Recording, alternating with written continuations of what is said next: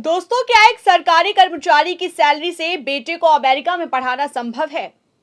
क्या किसी संगठन को राजनीतिक दल की तरह काम करने और चंदा लेने के लिए कानूनी रूप से पंजीकृत होना जरूरी है?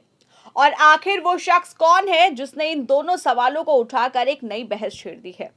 इस खबर में हम बात करेंगे कॉकरोच जनता पार्टी सीजेपी के संस्थापक अभिजीत दीपके, उनके पिता भगवान राव दीपके और आरटीआई कार्यकर्ता अमित तिवारी द्वारा लाए गए आरोपों की। और हम जानेंगे कि अमित तिवारी कौन है, उन्होंने क्या शिकायत की है, किन कानूनों का हवाला दिया है और पूरे मामले में अब आगे क्या हो सकता है। नमस्कार, मैं हूं तान्या और आप देख रहे हैं 4PM गुजरात। दोस्तों, हाल के दिनों में सोशल मीडिया और राजनीतिक हलकों में एक नाम तेजी से चर्चा में आया, अमित तिवारी। और वजह है उनकी ओर से महाराष्ट्र सरकार और अन्य संबंधित अधिकारियों के पास दर्ज कराई गई शिकायतें। इन शिकायतों में उन्होंने कॉकरोच जनता पार्टी के संस्थापक अभिजीत दीपके और उनके पिता भगवान राव दीपके की आर्थिक स्थिति और सीजेपी की फंडिंग को लेकर सवाल उठाए हैं। वहीं सबसे पहले जानते हैं कि आखिर अमित तिवारी हैं कौन। मिली जानकारी के अनुसार अमित तिवारी गुजरात के सूरत जिले के निवासी हैं और खुद को एक आरटीआई एक्टिविस्ट बताते हैं। सूचना के अधिकार से जुड़े मामलों में सक्रिय रहने वाले तिवारी इस शिकायत के बाद पहली बार राष्ट्रीय स्तर पर चर्चा में आए हैं। इससे पहले उनका नाम व्यापक रूप से सार्वजनिक बहस का हिस्सा नहीं रहा था। वहीं अब बात करते हैं उस शिकायत की जिसने ये पूरा विवाद खड़ा किया। अमित तिवारी का कहना है कि अभिजीत दीपके के पिता भगवान Ram Dipke Maharashtra industrial development corporation यानी MIDC में जूनियर इंजीनियर के पद पर कार्यरत थे और अब वो सेवानिवृत्त हो चुके हैं।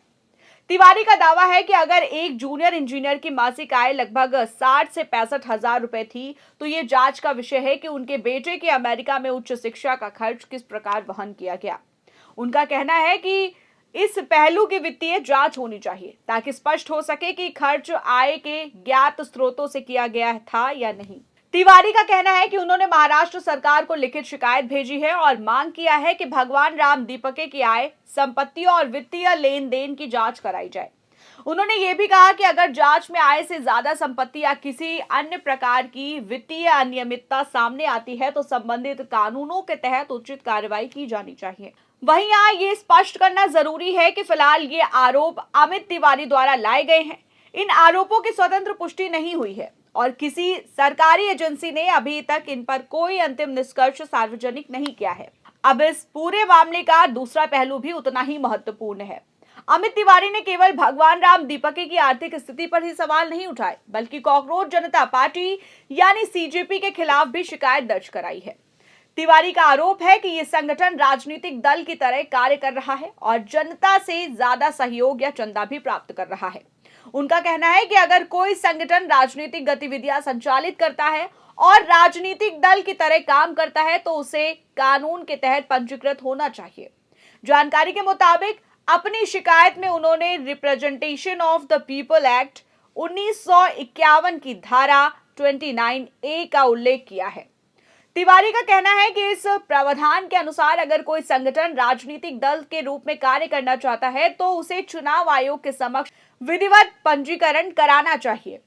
और उन्होंने आरोप लगाया कि सीजेपी कथित रूप से पंजीकरण के बिना फंड जुटा रही है। तिवारी का दावा है कि संगठन ने लगभग 1 करोड़ रुपए का फंड एकत्रित किया है और इसी आधार पर उन्होंने संबंधित अधिकारियों से जांच और कार्रवाई की मांग की है।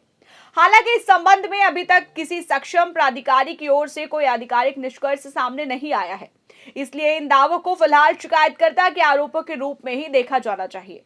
वहीं अब सवाल यह है कि क्या केवल किसी व्यक्ति की विदेश में पढ़ाई कर लेने से उस पर सवाल उठाए जा सकते हैं। दरअसल भारत से हर साल हजारों छात्र अमेरिका, ब्रिटेन, कनाडा, ऑस्ट्रेलिया और अन्य देशों में उच्च शिक्षा के लिए जाते हैं। कई छात्र छात्रवृत्ति या स्कॉलरशिप के माध्यम से पढ़ाई करते हैं, कुछ शिक्षा ऋण लेते हैं। कई मामलों में परिवार वर्षों की बचत का उपयोग करता है, जबकि कुछ छात्रों को विश्वविद्यालयों से आर्थिक सहायता भी मिलती है। ऐसी स्थिति में केवल विदेश में पढ़ाई करना अपने आप में किसी अनियमितता का प्रमाण नहीं माना जा सकता। अगर किसी मामले में संदेह व्यक्त किया जाता है तो उसकी पुष्टि केवल सक्षम एजेंसियों की जांच और दस्तावेजों के आधार पर ही हो सकती है। और यही वजह है कि इस मामले में भी अंतिम निष्कर्ष जांच पूरी होने के बाद ही सामने आएगा। वहीं अगर महाराष्ट्र सरकार या संबंधित जांच एजेंसियां अमित तिवारी की शिकायत को स्वीकार करती हैं तो वो उपलब्ध दस्तावेजों की जांच कर सकती हैं। जांच के दौरान आय के स्रोत, संपत्ति का विवरण, कर संबंधी रिकॉर्ड और अन्य वित्तीय दस्तावेजों की समीक्षा की जा सकती है। लेकिन जब तक ऐसी कोई प्रक्रिया पूरी नहीं होती, तब तक किसी भी व्यक्ति को दोषी मानना उचित नहीं होगा। इसी तरह अगर सीजेपी की फंडिंग और कानूनी स्थिति को लेकर शिकायतों पर विचार किया जाता है तो संबंधित अधिकारी ये देख सकते हैं कि संगठन किस रूप में कार्य कर रहा है, क्या वो किसी कानून के दायरे में आता है और क्या किसी प्रकार के पंजीकरण की आवश्यकता थी। इन सभी सवालों का जवाब केवल जांच और आधिकारिक दस्तावेजों के आधार पर ही मिलेगा। वहीं अब एक और महत्वपूर्ण पहलू पर ध्यान देना जरूरी है। लोकतंत्र में किसी भी नागरिक को शिकायत दर्ज कराने का अधिकार है। उसी प्रकार जिससे व्यक्ति या संस्था पर आरोप लगाए जाते हैं, उन्हें भी अपना पक्ष रखने और आरोपों का जवाब देने का पूरा अधिकार होता है। इसलिए किसी भी विवाद में केवल एक पक्ष की बात सुनकर निष्कर्ष निकालना उचित नहीं माना जाता। फिलहाल इस मामले में सार्वजनिक रूप से जो जानकारी उपलब्ध है, उसके अनुसार अमित तिवारी ने अपनी शिकायतें संबंधित अधिकारियों को सौंप दी है। अब देखना यह होगा कि इन शिकायतों पर आगे क्या कार्रवाई होती है और क्या संबंधित एजेंसियां औपचारिक जांच शुरू से करती हैं। वहीं अभिजीत दीपके, भगवान राम दीपके या कॉकरोच जनता पार्टी की ओर से अगर कोई आधिकारिक प्रतिक्रिया आती है तो वो भी इस मामले का महत्वपूर्ण हिस्सा होगी और उसके बाद तस्वीर और भी स्पष्ट हो सकेगी। फिलहाल इस पूरे मामले में एक आरटीआई कार्यकर्ता ने दो बड़े मुद्दे उठाए हैं। पहला, अभिजीत दीपके के पिता की आर्थिक स्थिति और कथित रूप से बेटे की विदेश में पढ़ाई के खर्च को लेकर जांच की मांग की है।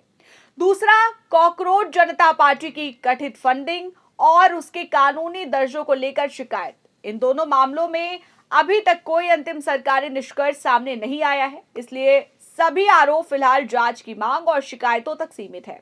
किसी भी निष्कर्ष पर पहुंचने से पहले संबंधित एजेंसियों की जांच, दस्तावेजों की समीक्षा और आधिकारिक बयान का इंतजार करना जरूरी होगा। वहीं इस पूरे मामले को लेकर आप क्या सोचते हैं? आपको क्या लगता है कि किस तरह की शिकायतों की निष्पक्ष जांच होनी चाहिए? आप अपनी राय हमें कमेंट सेक्शन में जरूर बताएं और अगर आपको ये जानकारी उपयोगी लगी हो तो इस वीडियो को लाइक करें और शेयर करें और अगर अभी तक आपने हमारे चैनल को सब्सक्राइब नहीं किया है तो कर लीजिए और देखते रहिए 4 PM गुजरात।